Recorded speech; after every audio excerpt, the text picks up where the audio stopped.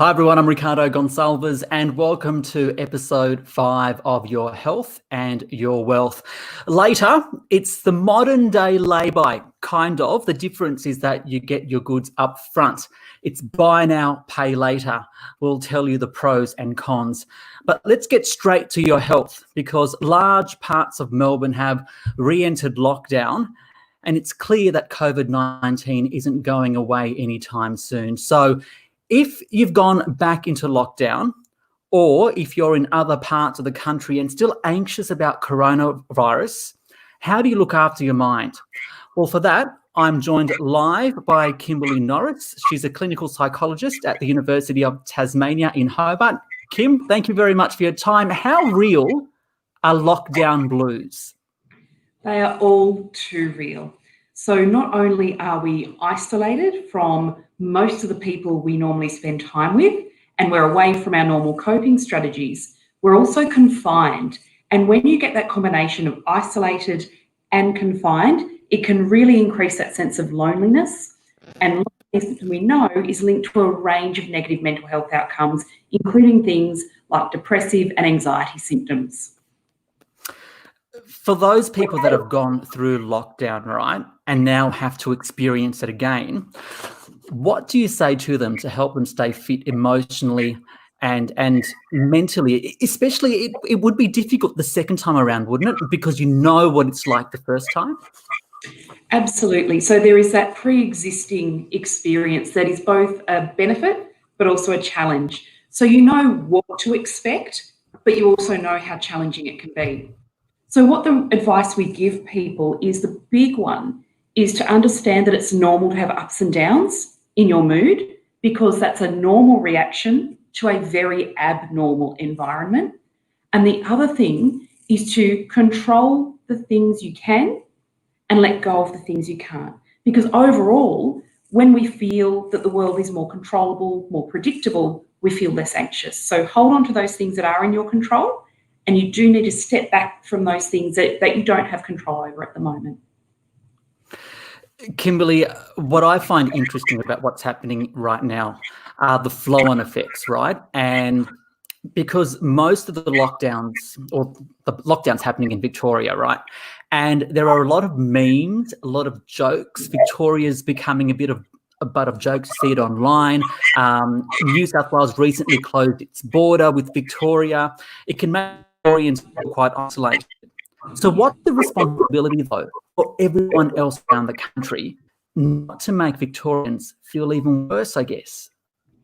Absolutely. So what you're describing is a very well-known social psychological theory, and it talks about in-group versus out-group members. And when we want to be part of a group, we align ourselves very strongly and we do things that show that we belong to the group. But if for some reason there is a group that poses a risk to us, and at the moment people are seeing those within Victoria as posing a health risk, they try to distance themselves and try to maximise or make bigger those differences so that people will not classify them together. So rather than focusing on our differences, a big thing at the moment is to look at our similarities. The other one is something called compassion satisfaction. There's really good research to show that if you are able to empathise and take the perspective of other people, your own mental health can benefit by the altruistic, that giving of yourself. For those in areas where COVID-19 isn't as much of a threat right now, and I mean, there's a real possibility that, it will re-emerge. What do you say to them, especially if they're feeling anxious in other parts of the country?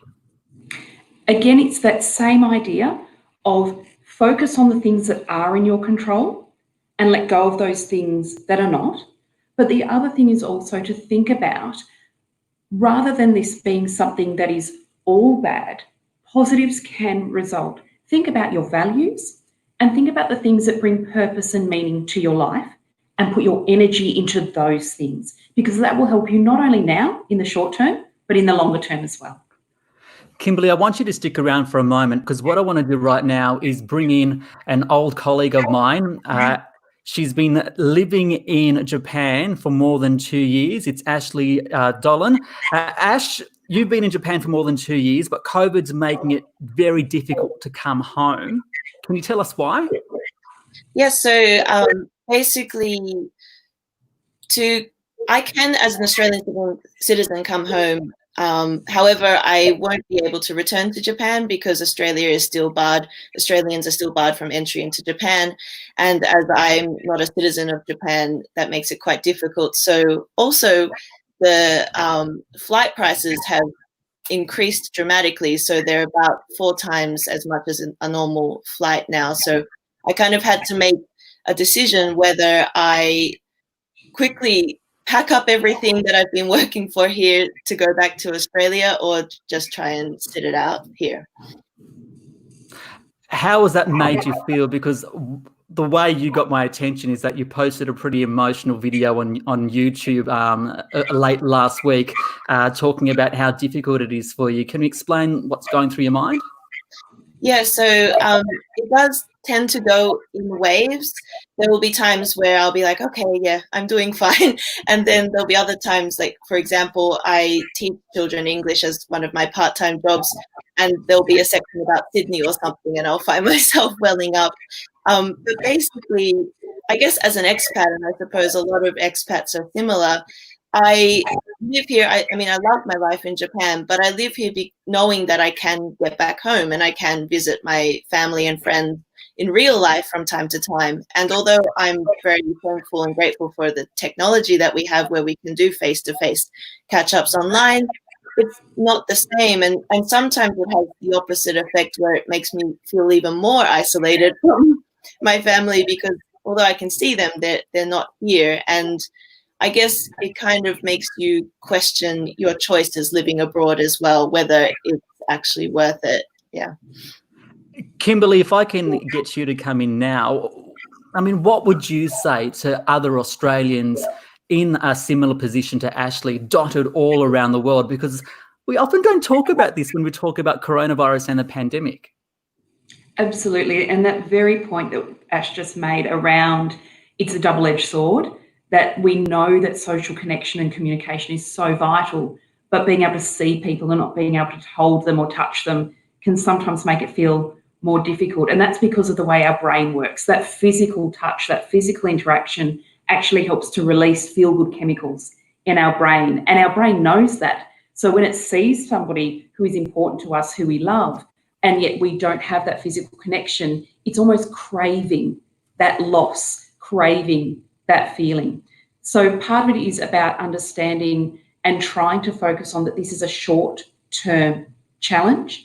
And the other point that was raised, and it's so vital here, is thinking about what's important. There's a reason people are expats and are working around the globe. There's a sense of purpose, and there's a sense of, uniqueness that comes from that. So hold on to that personally meaningful aspect, because that will be what gets you through until we can have that connection again. Some great advice. Hey, Ashleigh, before you go, can you give us an idea of what the streets of Japan are like where you are at and how they're handling the pandemic? Yeah, so I'm in Sapporo in northern Japan, in Hokkaido, and generally the curve has been flattened here. We went out of state of emergency early June. Things are slowly getting back to normal. People are still a little bit hesitant to go outside, and classes are still being held online. However, people are slowly, gradually starting to meet up with each other. Tokyo on the other side are still have quite large numbers. For example, they have 100 new cases a day. So it's still a little bit touch and go.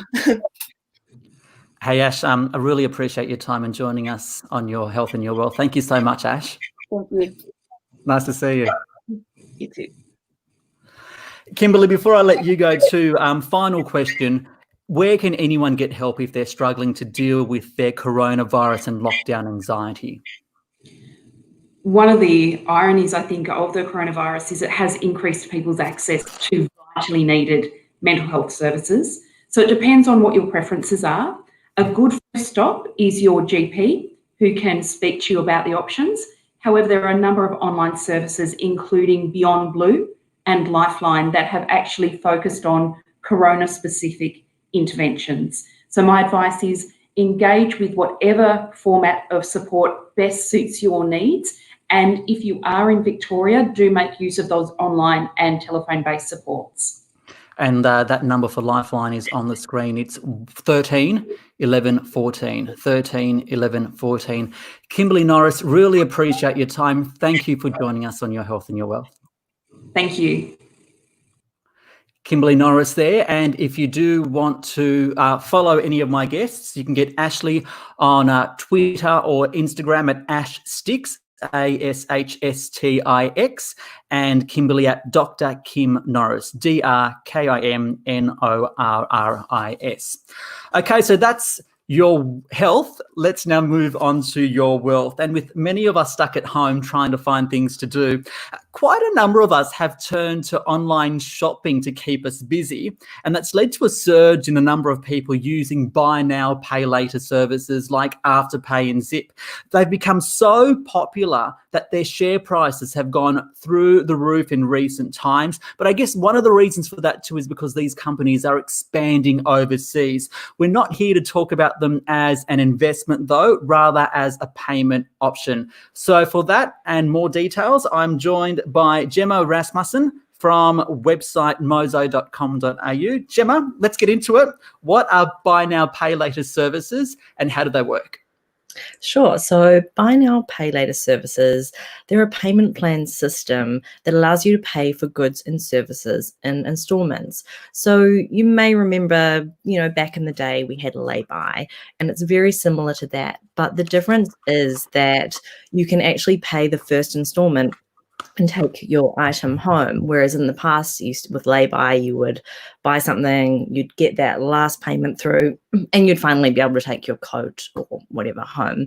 And so I guess, if you buy a coat for $200, you would pay $50, and then typically 2 weeks later, you'd pay another $50 until it was paid off. But I guess the interesting thing about the way buy now, pay later works is it's available at the point of sale. So with a credit card, you would apply for it and then you would use it.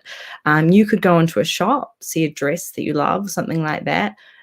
Buy now, pay later would be available at the counter. You could sign up and make that purchase, so it becomes very tempting.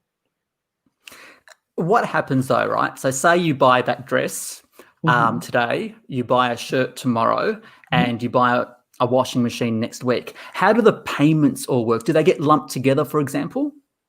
No, they don't. So this is a very tempting thing about buy now, pay later, which can become tricky. So say you buy the dress, you get the payment on the 8th, and then it's scheduled for 2 weeks later.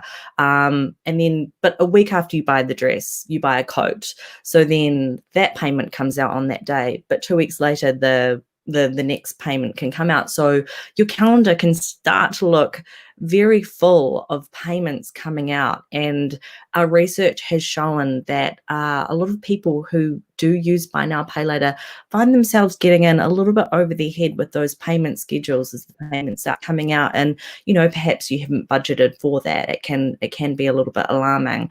And I guess, with buy now, pay later, there are no credit checks. So you could be using a number of services at once, and it can really get quite intense. But they've still become quite popular. Just how popular have these services become? That's right. They've become incredibly popular, particularly with a younger demographic in Australia. So in 2016, there were around 400,000 people using buy now, pay later. By 2018, that hit 2 million. And now there are 5.8 million people in Australia who are using buy now, pay later, which equates to about 30% of the population. So I think, in recent years, credit cards have really lost a lot of their sheen as rewards values have plummeted. Obviously, high interest rates, account keeping fees. And the great thing about buy now, pay later is that if you manage it well, it's a great service, and I can absolutely understand the appeal. So yeah, it certainly does resonate with younger generations, and it really has taken off. I guess the other thing is that it's available across a really wide range of stores, both online and physical stores. So really you can use buy now, pay later to buy anything from tickets to a dress to an event. So yeah, it's everywhere. I guess the risk ultimately, though, is that you are still using your money. So you're just really delaying that payment, aren't you?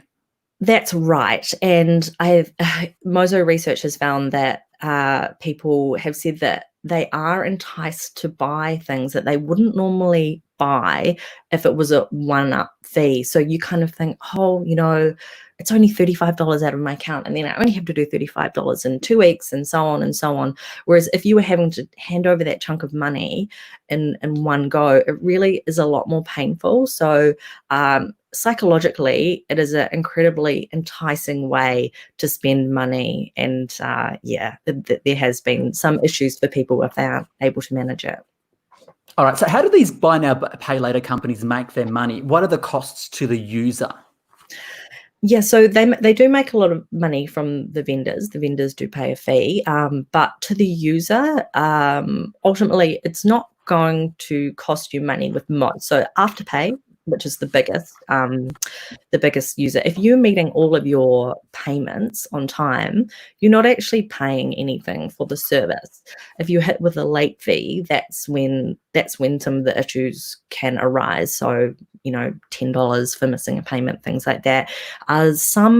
Some services will charge you a monthly fee. So Zip Pay, if you have any money outstanding, even if you've met your minimum repayment or whatnot, you would pay $6 a month for having those services. So if you are thinking about signing up for a platform, it's just really important to read the terms and conditions and understand exactly what you are signing up for. There was a period there where there was a lot of discussion about whether or not it would impact your credit history. Does it? Yes, it can. So I guess the thing to remember is that if you are defaulting on your payments and you're in over your head, it can absolutely affect your credit rating. So tread carefully and make sure that you can meet your payments and don't bite off more than you can chew with buy now, pay later. Final question, is it for everyone? Because, as me as a consumer, I would think, I'm generally good with my money. I want to get my points, so I'd rather use my credit card knowing I'm going to pay it off. So who's it for? Look, I think it really depends on your lifestyle. And I think if you can be quite fastidious with your budgeting and have a good understanding of what you can afford, then buy now, pay later is a great service. I think for a lot of younger people, they don't see the appeal of credit cards as much. They don't want to be paying account keeping fees. They don't really like the high interest rates.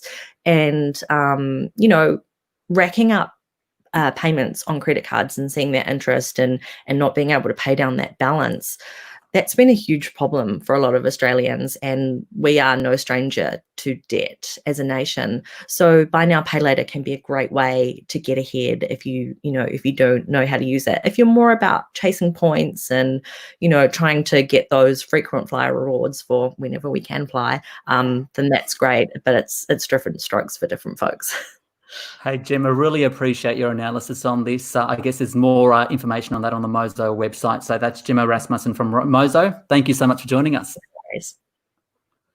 And you can follow Gemma via Mozo on Twitter, for example, at Mozo, MOZO_AU. And that is it for this stream of Your Health and Your Wealth. Don't forget, the information on this program is general in nature, and you should contact a licensed financial professional to make sure any investment decision that you make is the right decision for you. Your Health and Your Wealth is all over social media live right now if you're watching on the likes of Facebook, LinkedIn, YouTube, and Twitter and Periscope. If you can watch it also on delay, and there will be an audio version of this program up on Spotify later tonight. So tell your friends. I'm Ricardo Gonçalves. I'll see you next time.